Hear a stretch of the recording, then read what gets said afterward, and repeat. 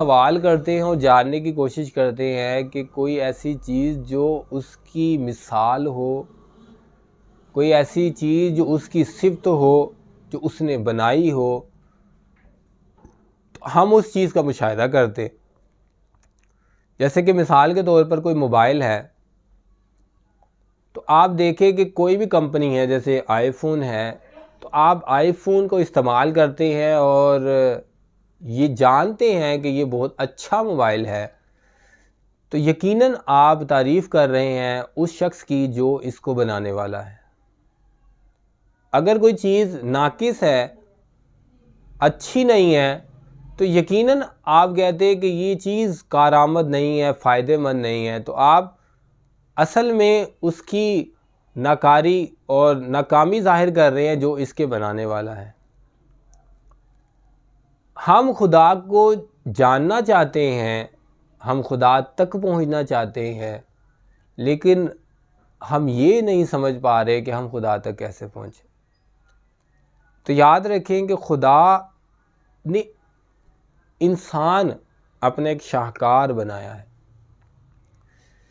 जो इसके शाहकार को समझने की कोशिश करे और समझ जाए, तो असल उसने उस खालिक कायनात से मुलाकात की और उस खालिक कायनात को जान लिया है जिसका ये शाहकार है।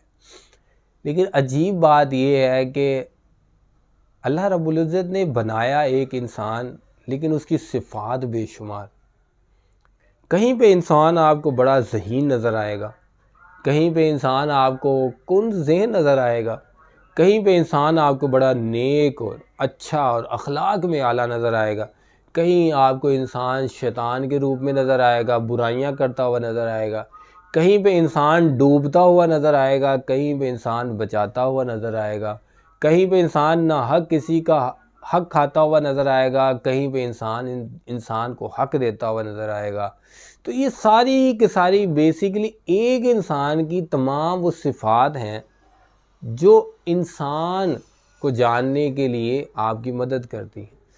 अगर ऐसा होता कि तमाम इंसान एक जैसे होते, सब एक ही लेवल पर होते, तो आप कभी भी ये जान ही ना पाते और उसकी शाहकारी को तारीफ़ और मदआह से जान ही ना सकते कि वो कितना आला और अरफा है जिसने ये इंसान, ये ज़ात बनाई है। तो असल में खालिक ने एक इंसान बनाया है और इस कायनात में एक इंसान मौजूद है, बाकी इसम और सिफ्त का मामला है।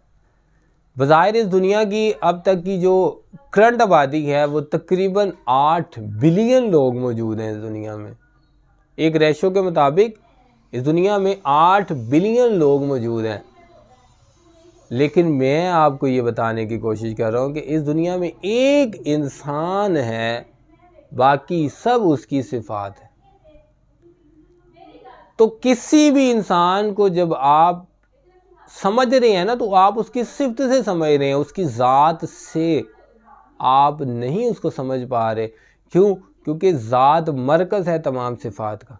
तो अगर आप जानना चाहते हैं तो फिर आपको इंसान को हर पहलू से जानना होगा, आपको उसकी अच्छाई और बुराई दोनों को जानना होगा, आपको उसकी कामयाबी और नाकामी को जानना होगा और मानना होगा कि कामयाब होने वाला भी इंसान है, नाकाम होने वाला भी इंसान है, अच्छाई करने वाला भी इंसान है, बुराई करने वाला भी इंसान है। जब तक आप राउंड पूरे से इंसान की सिफ़ात का मुशाहिदा नहीं करते, तब तक आप इंसान को समझ नहीं सकते। डॉक्टर अल्लामा मोहम्मद इकबाल ने बड़ी खूबसूरत एक बात फरमाई है। अल्लामा फरमाते हैं, कहारियो, गफ़ारियो, कुद्दूसियो, जबरूत, ये 4 अनासर हों तो बनता है मुसलमान। आप गौर करें, ये 4 अनासर में अल्लामा साहब ने वही बात फरमाई जो मैंने आपको अभी डिटेल से बताई कि इंसान को हर रुख से जानने की कोशिश करें। इंसान का एक रुख, एक सिफ्त नहीं है, इंसान की बहुत सी सिफ्तें हैं। कहीं पे इंसान आपको हारा हुआ नज़र आ रहा है तो कहीं पर इंसान आपको जीता हुआ नज़र आएगा। तो इंसान खुदा का वो शाहकार है जिसको अज़ल से लेकर अब तक समझने की कोशिश की जा रही है। ये जो सारी कायनात है ना, ये कायनात का मकसद ये था कि इंसान को समझा जाए। आज भी आप देखें कि अगर कहीं मानने वाले आपको नज़र आ रहे हैं ना, तो वो जिसको मान रहे हैं ना वो भी इंसान है, मानने वाले भी इंसान हैं, जिसको माना जा रहा है वो भी इंसान है, मज़लूम भी इंसान है, जालिम करने वाला भी इंसान है, हाकिम भी इंसान है, रियाया भी इंसान है। ये तमाम इंसान की सिफ़तें हैं। कहीं पे वो काजी है, कहीं पे वो मुजरिम है, कहीं पे वो वकील है, कहीं पे वो डॉक्टर है। ये सारी की सारी इंसान की सिफ़तें हैं। तो असल में क्या हुआ कि हम इंसान को उसकी सिफ़ात से देखते हैं, लेकिन याद रखें कि ज़ात के तौर पे, बुनियाद के तौर पे इंसान अल्लाह का शाहकार है, और इंसान से नफ़रत हरगिज़ भी काबिल कबूल नहीं है। वो अपने अमल में आपसे मुख्तलिफ होगा, वो अपनी सिफ़त में आपसे मुख्तलिफ होगा। हम सिफ़त को जानकर इंसान से नफ़रत करनी शुरू कर देते हैं, लेकिन इंसान में हज़ारों, लाखों, करोड़ों, अरबों सिफ़ात पाई जाती हैं। इंसान एक सिफ़त का मरकज़ नहीं होता। अगर एक जगह इंसान बुरा है तो उसी इंसान के बारे में आप दूसरी जगह अच्छा नज़रिया देखेंगे। तो ये इंसान एक ऐसी पहेली है जिसने इसको सुलझा लिया, जिसने इंसान को सुलझा लिया, उसने खालिक कायनात की पहेली को सुलझा लिया।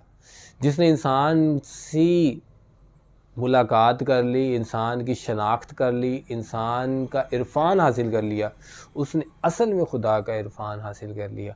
तो इसके लिए हम क्या करें? हम लोगों का मुशाहिदा करें, फ़लाँ शख्स को देखें, फ़लाँ को देखें, फ़लाँ कैसा है, फ़लाँ कैसा है, फ़लाँ कैसा है, तो शायद ऐसा हो सकेगा। तो ऐसा नहीं होगा। इंसान को ज़रूरत है कि वो ख़ुद अपने आप को देखे।